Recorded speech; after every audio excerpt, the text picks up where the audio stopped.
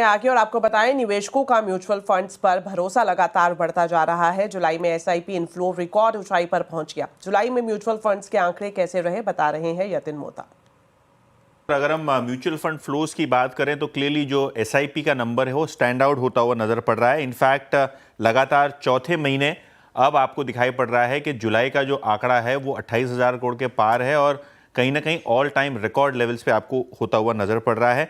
28,464 करोड़ रुपए की जो रिकॉर्ड कलेक्शंस हुई हैं एसआईपीज में, ये दर्शाता है कि दर्शकों को और जो ओवरऑल निवेशक कम्युनिटी है इसको मार्केट पे अभी भी भरोसा है।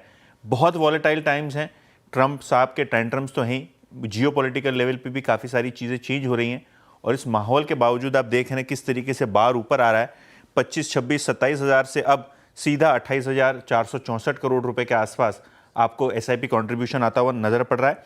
और अगर हम ओवरऑल बेसिस पे देखें तो जुलाई में नेट इक्विटी इनफ्लो लगभग 23,000 करोड़ 500 से बढ़ के लगभग 42,600 करोड़ रुपए के पार चला गया है। तो यहां भी आप मंथ ऑन मंथ बेसिस पे काफी शानदार ग्रोथ देख रहे हैं। बेस छोटा है लेकिन हाँ 81% का मंथ ऑन मंथ ग्रोथ आपको आता हुआ नजर पड़ेगा। एयूएम भी मोमेंटम में है। लार्ज कैप इनफ्लोज भी लगभग 500 करोड़ बढ़ के 2125 करोड़ के आसपास हुए हैं। मिड और स्मॉल कैप हाईलाइट रहेंगे क्योंकि दर 2-3 महीनों में हम देख रहे हैं कि जो एलोकेशन है स्मॉल और मिड कैप फंड्स में ये बढ़ रहा है बहुत हेल्दी तरीके से। मिड कैप फंड का जो अब का इनफ्लो आंकड़ा है वो लगभग 5200 करोड़ के आसपास का है और जो स्मॉल कैप फंड है यहाँ जो है कहीं ना कहीं मोमेंटम और बढ़ रहा है। 6484 करोड़ यानी 6500 करोड़ रुपए के आसपास यहाँ एलोकेशन होता हुआ नजर पड़ रहा है।